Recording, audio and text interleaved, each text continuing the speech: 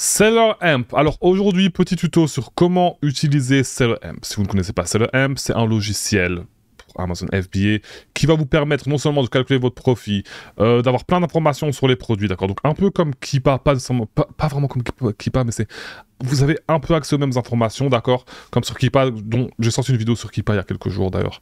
Donc voilà. Mais donc voilà, aujourd'hui on va voir Seller Amp. Donc comme j'ai dit, vous pouvez calculer votre profit, donc c'est un calculateur. C'est un logiciel qui vous permet aussi de trouver des produits, je vais vous montrer comment. Et voilà, on va faire un petit tour du logiciel. On va un petit peu regarder comment ça fonctionne. Donc prenez vos snacks, prenez vos boissons, je vais prendre vos limonades, je sais pas, faites ce que vous voulez. Asseyez-vous, ça risque d'être un petit peu long, mais voilà. Donc si vous ne me connaissez pas, mon nom c'est Chris Mangunza, je sors des vidéos sur cette chaîne en français tous les vendredis à 18 h, d'accord. Donc si vous êtes nouveau, abonnez-vous, et si vous voulez des vidéos journalières, j'ai une chaîne en anglais sur laquelle je sors des vidéos tous les jours, d'accord, sur comment vendre sur Amazon, ok. Donc, Seller Amp, voilà, donc on est sur un listing, et Seller Amp, voilà, c'est un logiciel que vous pouvez voir ici sur la bande de gauche, d'accord. Donc Seller Amp, comme je vous l'ai dit, je sais, il y a beaucoup d'informations, d'accord, il y a beaucoup d'informations, c'est pas grave, on va regarder un petit peu à tout, et à la fin de cette vidéo, vous serez prêt à commencer à utiliser le logiciel, d'accord. Donc, Seller Amp, non seulement c'est une application sur votre téléphone que vous pouvez utiliser si vous voulez commencer à scanner des produits, si vous allez en magasin faire ce qu'on appelle du retail arbitrage. Mais bon, j'imagine que si vous êtes sur cette chaîne, c'est plutôt pour de l'online arbitrage, d'accord. Donc, Seller Amp, voilà, c'est ça. Donc, il y a non seulement l'extension pour Chrome, il y a aussi le site, il y a un standalone website. C'est pas ce qu'on va regarder. On va y regarder un petit peu, mais voilà. Donc, voilà.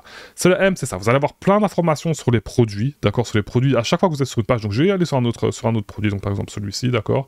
Sur chaque produit, donc Seller Amp va vous permettre, tout comme Keepa, d'avoir un tas de données sur le produit. Et évidemment, il va falloir attendre un petit peu que ça s'ouvre. Mais voilà, donc voilà, on a plein de détails sur le produit. Alors, quels sont les détails que Seller Amp nous donne? Alors, non seulement on va avoir tout simplement le nom du produit, tout ça, donc voilà, et très simplement, vous pouvez set up votre Seller Amp comme vous voulez, mais voilà, on va faire un tour rapide avant de réellement voir comment l'utiliser. Donc voilà. Vous avez toutes les infos de base du produit, l'ASIN, qui est le code. Donc, si vous ne savez pas c'est quoi l'ASIN, si vous ne savez pas c'est quoi un ASIN sur Amazon, l'ASIN, c'est le code. Donc, c'est un code unique que chaque produit a et qui permet de retrouver un produit sur Amazon. D'accord. Donc, par exemple, pour ce produit, ce serait B0BLMT6MCR. D'accord. Par exemple, pour le produit suivant, c'est B09, blablabla. D'accord. Donc, vous pouvez tout simplement le copier en cliquant ici. D'accord. Mais, donc, aussi, voilà, une chose que vous devez savoir, et donc, petite side note. Quand vous cherchez, si vous cherchez en plus sur Amazon, si vous avez le ASIN, vous pouvez tout simplement aller sur amazon.com/dp, d'accord, DP ici /l'ASIN, d'accord, et comme ça, c'est comme ça qu'on retrouve que vous pouvez trouver un produit très rapidement si vous avez l'ASIN, ok. Tout simplement, vous pouvez taper l'ASIN dans la barre de recherche, et ici vous allez trouver le produit, mais bon, juste aller sur amazon.com/dp/ ensuite, vous copiez l'ASIN et vous allez trouver l'ASIN. D'accord. Vous allez trouver le produit. D'accord. Donc, fin de la side note. Alors, tout d'abord, on va regarder à ce qui s'appelle le Quick Info tab, d'accord. Donc, vous allez voir si vous connectez. Donc, moi, par exemple, personnellement, je ne suis pas connecté. Je n'ai pas connecté Seller Amp à mon compte Amazon. Mais si vous le connectez, vous pouvez voir si vous pouvez vendre le produit, d'accord. Si vous êtes gated ou pas. Chose dont on va parler dans quelques semaines, potentiellement peut-être la semaine prochaine, je ne sais pas encore, mais on va en parler très bientôt, d'accord. Donc, si vous êtes gated, ça veut dire que vous n'avez pas l'autorisation de vendre le produit, d'accord. Donc, vous pouvez voir ça ici. Alors, ici, juste à droite, vous allez avoir une tonne d'alertes, d'accord.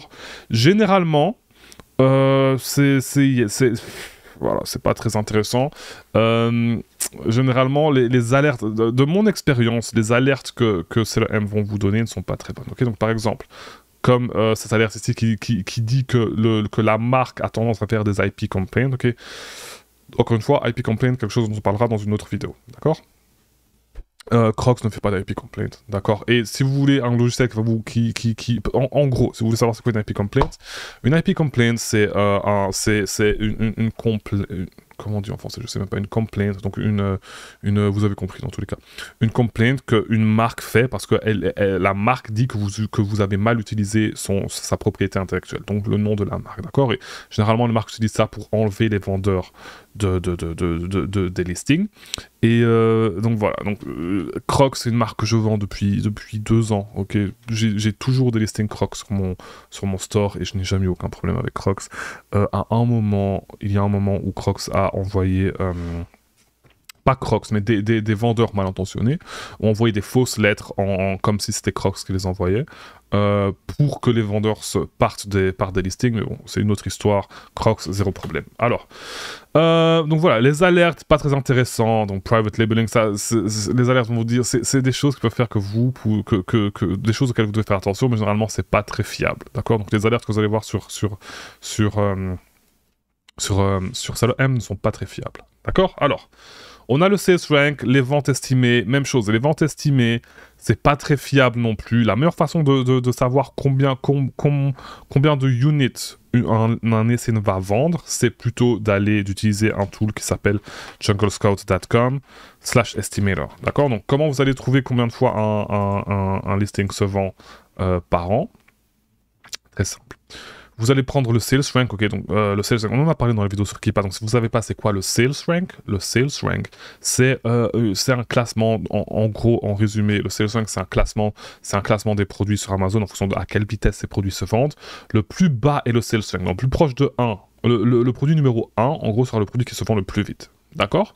Et donc, le produit numéro 1, le produit numéro 2 se vendra un petit peu moins vite, le produit numéro 3 un petit peu moins vite, etc. Donc, avec le sales rank, vous pouvez estimer un peu les ventes, et ce ne sera pas parfait, d'accord, mais vous pouvez un petit peu estimer les ventes d'un SN, d'accord, combien de fois un SN se vend par mois, d'accord. Donc, généralement, ce que je fais pour avoir une estimation, je prends le sales rank, donc c'est 13 000, la moyenne pour les 30 derniers jours, ok, donc c'est 13 777. Alors, je vais choisir le marketplace ici, boum, la catégorie, donc donc très simple, on peut voir la catégorie dans laquelle se trouve le produit, ici sur SalotM, ici, d'accord, en haut, clothing, shoes and jewelry, et donc, je vais choisir la catégorie, ici, boum, clothing, shoes and jewelry, et je vais mettre c'est 13 777, c'est ça, 13 777, et voilà, je vais voir une estimation de combien de fois, et c'est gratuit, vous avez 10 recherches par jour, vous pouvez le faire 10 fois par jour, j'ai déjà utilisé 10 fois aujourd'hui apparemment, donc voilà, vous pouvez avoir une estimation comme ça, et ce sera généralement une meilleure estimation, ce sera une bien meilleure estimation que l'estimation que SalotM va vous donner. Donc dans l'ordre, pour avoir eu si on veut parler d'estimation de vente, généralement, les meilleures données seront les données qui sont directement depuis Amazon. Parfois, Amazon va vous dire ici, juste en dessous du produit, combien de fois le produit s'est vendu les 30 derniers jours, d'accord. La deuxième N, en fait, on peut le voir ici si j'ouvre...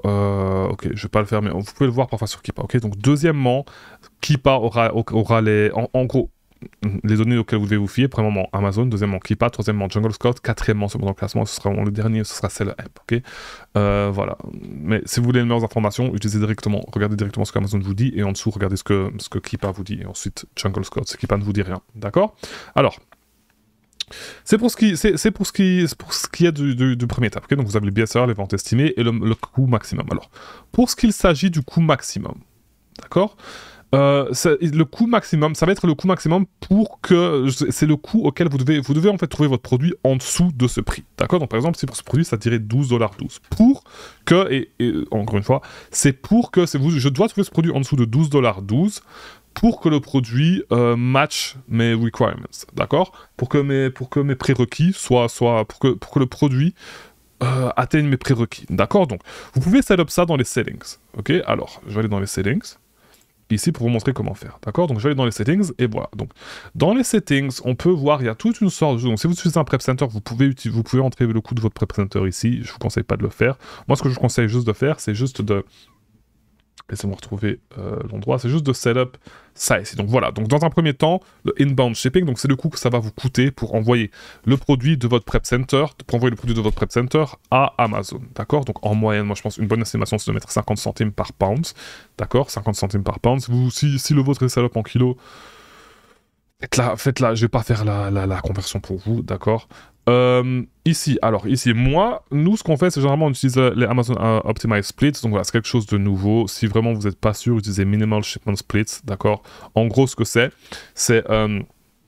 depuis le début du mois, d'ailleurs, depuis le début du mois d'avril 2024, Amazon a introduit de nouvelles fees, et Amazon, en gros, quand vous n'allez pas envoyer vos shipments à un seul fulfillment center, d'accord. Donc ce qu'Amazon veut, c'est que vous envoyez déjà à plusieurs fulfillment centers, mais vous pouvez choisir d'avoir le moins de split possible, donc le moins de division possible dans votre shipment, pour que tout simplement ce soit plus simple pour vous que vous envoyez juste à une seule adresse, d'accord. Donc vous avez 3 niveaux différents, on fera une vidéo entière là-dessus, d'accord.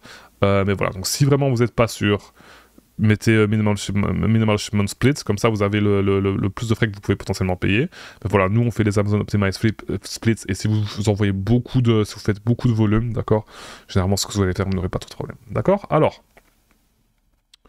donc voilà, donc moi ce que je vous conseille de faire c'est juste voilà, mettre ça juste de 50 cents per pound, d'accord, et c'est tout. Et donc ça va faire, et encore une fois, ouais, ici voilà, le retour sur investissement minimum que vous voulez avoir, genre vous pouvez le mettre, moi c'est 30%, et minimum profit 3 $, très souvent, si c'est un produit vraiment pas cher qui fait beaucoup de volume, j'irai en bas, mais voilà, donc, commencez par ça, et comme ça voilà, vous savez, une fois que vous êtes sûr, je vais fermer et rouvrir ici.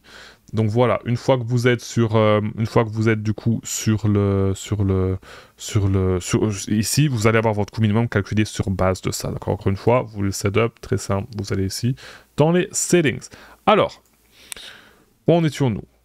Passons à l'étape suivante. Alors, donc voilà, juste en dessous, vous allez avoir le profit que vous allez faire en fonction de... Donc voilà, imaginons j'arrive à trouver ce produit à 10 $, d'accord, je vais entrer ça ici dans le calculateur, et ça va me dire que voilà, je vais faire 5,76 $ de profit, 20,14% de profit margins, ok, donc mes marges vont être de 20,14%, mon retour sur investissement va être de 57,60%, d'accord. Alors, on va parler du break-even juste après. Quelle est la différence entre la profit margins et le retour sur investissement? Donc, le profit margins, ça va être le pourcentage, d'accord? Le pourcentage de ce que le profit va représenter en tant que pourcentage du prix de vente total, d'accord? Ce qui est, à mon humble avis, ce qui n'est pas un KPI qui est intéressant à regarder, d'accord? Il y a beaucoup de gens qui pensent que ça l'est, ça ne l'est pas du tout. Parce que Amazon va prendre des fees, et dans tous les cas, ce n'est pas l'argent qui va arriver sur votre compte en banque. La chose qui est réellement importante, c'est le retour sur investissement. Le retour sur investissement, ça va être... Donc, par exemple, ça va être combien de profit je vais faire sur base de... comparé à ce que j'ai investi dans le produit. Donc, par exemple, si j'investis 100 $, je reçois 150 $.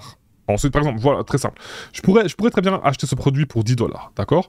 Le vendre à 20 $, mais c'est pas pour ça qu'Amazon va me donner 20 $, parce qu'Amazon va déduire tout un tas de frais, d'accord? Amazon va peut-être déduire 5 $ de frais, donc je vais récupérer 15 $. Ça veut dire que j'ai fait 5 $ de profit, d'accord? Donc ça veut dire que mon retour sur investissement sera de 50%. Parce que j'ai fait 5 $ de profit, et j'ai fait un investissement de 10 $, d'accord? Donc voilà, donc c'est pour ça que dans les décisions que vous allez prendre de façon journalière, ce qui va être intéressant, c'est le retour sur investissement, pas les marges, d'accord? Les marges, on s'en fout. La marge, on s'en fout totalement, parce que les frais peuvent dépendre en fonction des catégories, etc. Donc, ce qui est réellement intéressant, c'est ce chiffre-là, d'accord? Le retour sur investissement. Le profit margins, on s'en fout totalement. Et on s'en fout totalement. Vous avez vu mes réseaux sociaux, n'hésitez pas à me suivre sur les réseaux sociaux, tant qu'on y est, d'accord? Donc, ensuite, break-even. Break-even, c'est à combien vous allez devoir... c'est en fonction du prix auquel vous achetez le produit, à quel prix vous allez break-even. Break-even, ça veut dire à quel prix vous allez juste faire 0 $ de profit, mais vous n'allez pas perdre d'argent. Vous n'allez ni gagner d'argent, ni perdre d'argent, d'accord? Donc, si je vends ce produit à 21,67, ben voilà, je sais que tout pile, je break-even, ok? Parce qu'à 21,66... je suis à 0, donc en gros c'est 21,66 point quelque chose, mais bon, ils ont arrondi, d'accord? Donc, voilà, ok? Alors, ça, c'est pour qu'il en est de la première étape.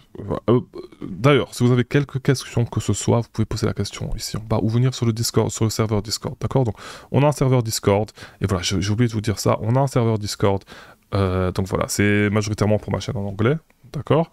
Mais je viens de créer un lobby juste aujourd'hui. J'ai créé un lobby français, d'accord? Donc si vous avez des questions, on pourra faire plus de chaînes en français. Si la chaîne grandit, on pourra faire un serveur Discord juste français.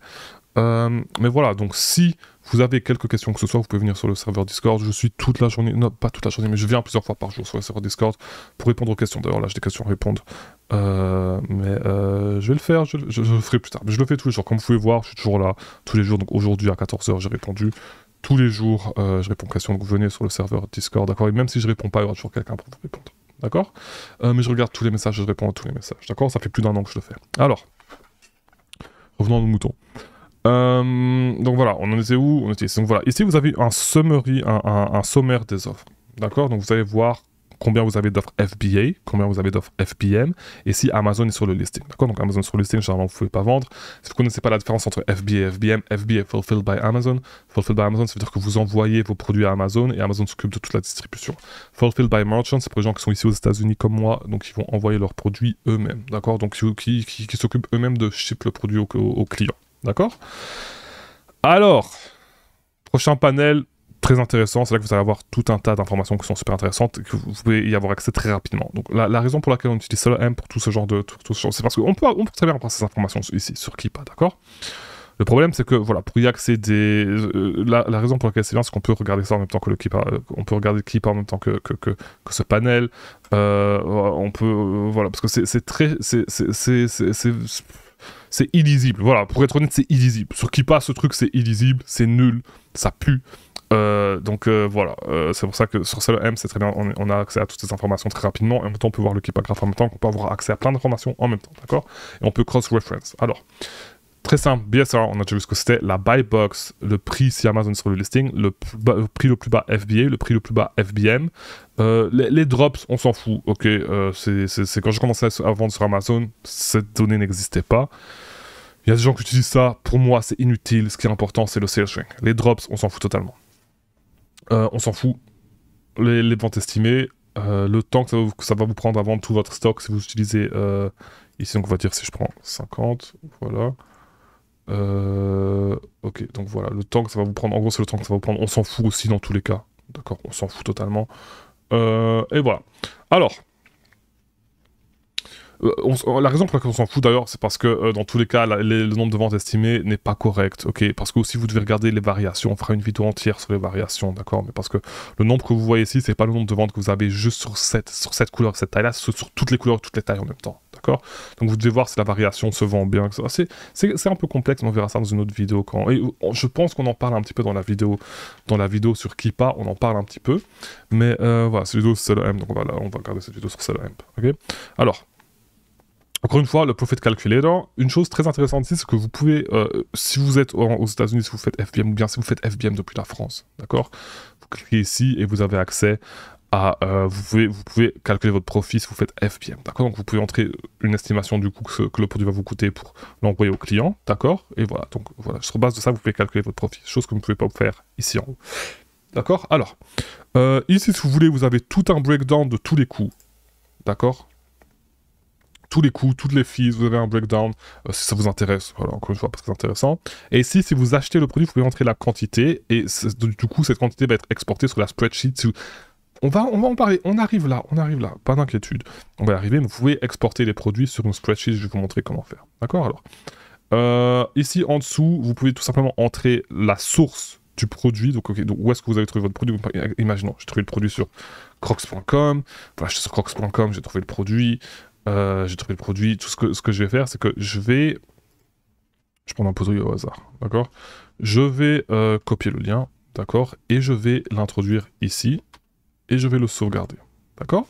Comme ça, quand je vais exporter le produit, si par exemple je l'exporte dans ma lead bank, on fera une vidéo sur toutes les spreadsheets que j'utilise, mais comme ça, quand j'exporte le produit, j'ai le lien direct pour le produit. Si je revisite le produit dans le futur, j'ai le lien du produit et je peux aller, juste en cliquant ici, je peux aller sur la page du produit, si je veux racheter le produit ou si je veux voir si le prix a changé ou peu importe, d'accord? Alors, on en a fini pour toutes ces choses qui sont simples. Okay, donc peut-être avant de parler de Google Sheet, parce qu'on peut intégrer le software avec Google Sheet, on peut simplement pas. Ce que j'aimerais vous parler, c'est des notes, parce que c'est très important. Voilà, pour tous les produits, vous pouvez rajouter des notes, d'accord? Alors, ce que j'aime faire, c'est donc voilà, si j'analyse un produit, je vais entrer ici le prix auquel je veux que mon prep center, auquel je veux lister le produit. D'accord? Donc imaginons ici, je vois que le produit est à 28,60, je vais entrer 28,60, d'accord? Alors. Ce que je vais faire ensuite, c'est que je vais entrer le pire cas, le pire prix auquel potentiellement le produit pourrait se vendre si la buy box descend, etc. Et donc, par exemple, attendez, je modifie. Donc, par exemple, pour ce produit, j'estime que, imaginons que c'est 26,90, d'accord? Donc, je vais mettre worst case 26,90, 26,90, d'accord? Et ce que je vais faire, c'est maximum price. Donc, mon prix maximum, ce sera 60. D'accord? Donc voilà, je vais entrer ça ici. Comme ça, une fois que je reçois le produit, que je commence à faire mon repricing, on va faire une vidéo sur le repricing. Ne vous inquiétez pas, encore une fois, on va parler de tout sur cette chaîne. Et si vous voulez plus d'informations plus vite, vous pouvez aller sur la chaîne en anglais. D'accord? Alors. Donc du coup, je vais mettre toutes ces données pour mon repricing. Comme ça, une fois que le produit arrive chez Amazon, j'ai juste à aller dans mon repricer, entrer toutes les données que j'ai déjà notées, pas besoin de refaire une deuxième analyse, comme ça tout est fait dès le début, d'accord? Alors, pour ce qui s'agit de Google Sheet, donc voilà, donc vous pouvez exporter tous vos produits sur Google Sheet, je vais vous montrer comment faire, ok? Donc alors, ce qu'on va faire, c'est que ici, donc voilà, si vous allez sur SoloAmp.com, vous cliquez ici sur Sheet, vous allez sur Setup, vous pouvez connecter votre compte Google Sheet ici, ok? Très simple, vous faites juste un clic, je vais vous montrer comment faire. Voilà, ce qui est intéressant, c'est que vous pouvez créer plusieurs Google Sheets, d'accord? Donc voilà, ce que je vais faire, c'est que je vais créer une nouvelle sheet pour vous, ok? Gunza FR, tuto. D'accord? Et ici, vous pouvez choisir tous les... Donc, moi, j'aime bien avoir beaucoup de données. De base, vous n'avez pas toutes ces données-là. Vous faites comme vous voulez pour ça. Moi, j'aime bien avoir toutes ces données-là parce que je préfère avoir plus de données que j'ai besoin que pas assez. D'accord? Donc, voilà. Donc, ce que je vais faire, c'est que je vais test and write headers et l'ouvrir sur Google Sheet. D'accord? Comme ça. Ok, je suis sur la mauvaise adresse email. Attendez, 2 secondes. Alors... Je vais aller ici. Je change d'email. 2 secondes, je suis sur le bon email. Alors. En fait, je pense que tout simplement, j'étais connecté sur le mauvais email. En fait, j'étais connecté sur le bon email, mais en fait... peu importe, vous allez voir très rapidement. D'accord? Évidemment, je dois me reconnecter quand je shoot une vidéo. Ok, désolé pour ça. Donc, je me reconnecte rapidement. Il n'y a pas d'édit sur cette chaîne, d'accord? Pas d'édit. Plus simple pour moi, pour shooter des vidéos, pour pouvoir faire des vidéos. J'ai pas besoin de faire des vidéos produites, d'accord? On fera des vidéos quand je serai en train de sourcer Docs, donc ces vidéos forcément seront produites, pas celles-ci, d'accord? Alors. Donc, voilà, une fois que vous êtes connecté, c'est très simple. Vous faites cliquer ici pour ouvrir la sheet. Et évidemment, je suis pas sur le bon email. Attendez 2 secondes. Évidemment, je suis pas sur le bon email. Évidemment, classique. Donc, ça fait déjà 21 minutes que la vidéo est en train de tourner. Donc, beaucoup d'entre vous ont déjà quitté la vidéo. D'accord? Donc, c'est pas grave si la vidéo dure un petit peu plus longtemps. Ok? Juste passer, avancer de 20 secondes, avancer de 30 secondes. Et voilà. Donc, attendez, je dois être sûr d'être connecté sur le bon email. Et évidemment, ça se passe quand je shoot une vidéo. Mais voilà, normalement, j'y suis évidemment. C'est toujours pas le bon email. Je dois trouver le bon email. Alors. Désolé encore une fois. Voilà. Voilà, on est sur la spreadsheet, d'accord? Donc voici la spreadsheet, voilà, avec tous les titres. Donc voilà, une fois que vous créez la spreadsheet, cliquez sur Test and Write Headers, d'accord? Et vous aurez toutes les informations dont vous avez besoin. Ça va tester la spreadsheet, ça va mettre tous les titres, d'accord? Alors.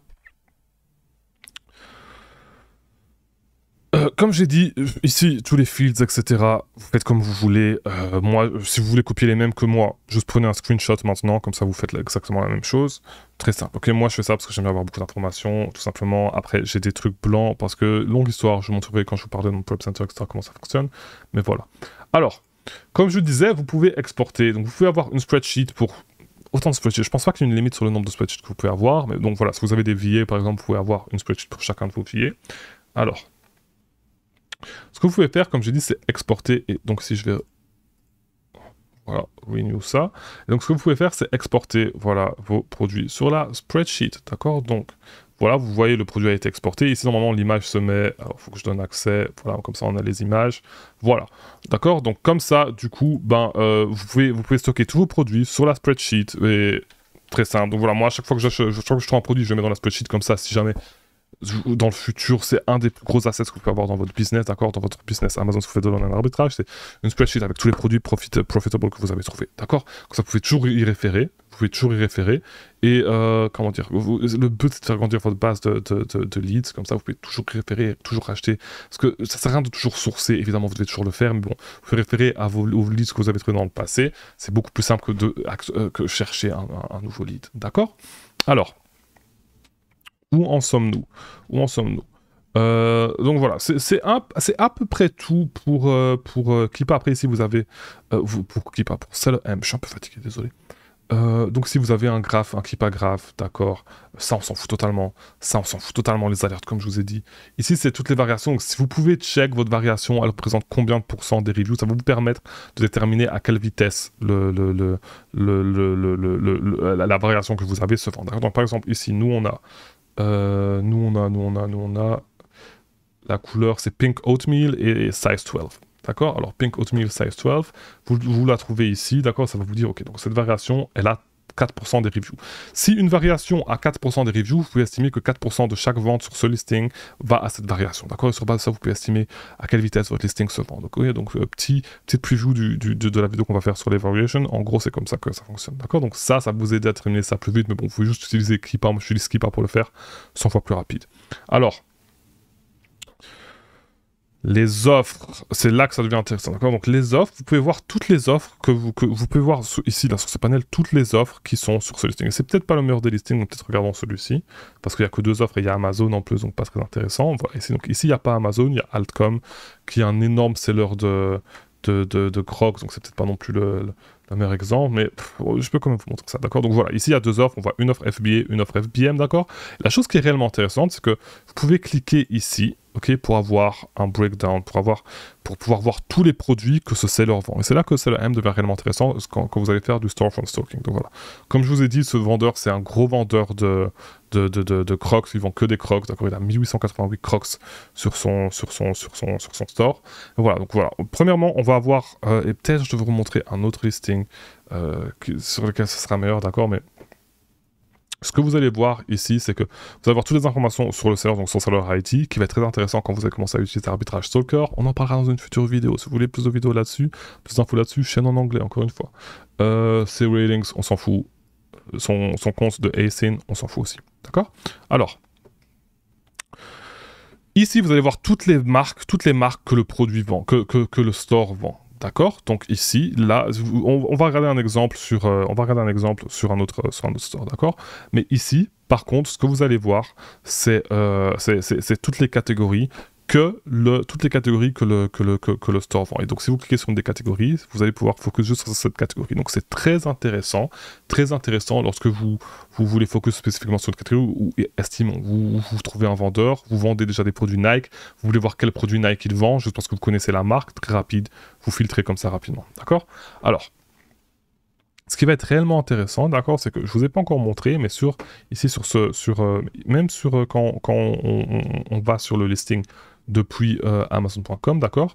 Ici, si vous cliquez ici, ça va ouvrir le produit directement sur Google, d'accord. C'est ce qu'on appelle faire du storefront stalking quand vous le faites directement depuis ici, ok. Donc directement depuis.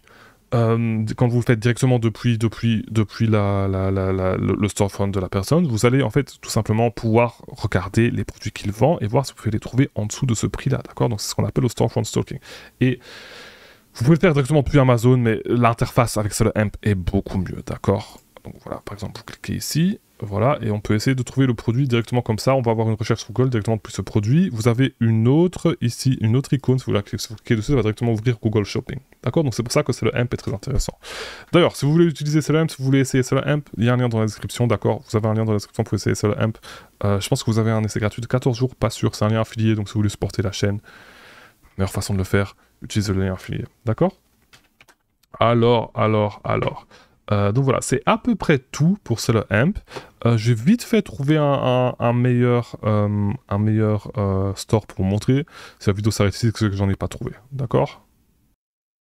Voilà, donc quand je vous parlais, du fait que Amazon vous montre combien de fois un listing s'est vendu les 30 derniers jours. Voilà, vous pouvez le voir ici, c'est un exemple, d'accord? Donc voilà, on va utiliser ce listing pour tout simplement que je vous montre un petit peu plus comment storefront stalk sur Seller Amp. On fera une vidéo entière là-dessus.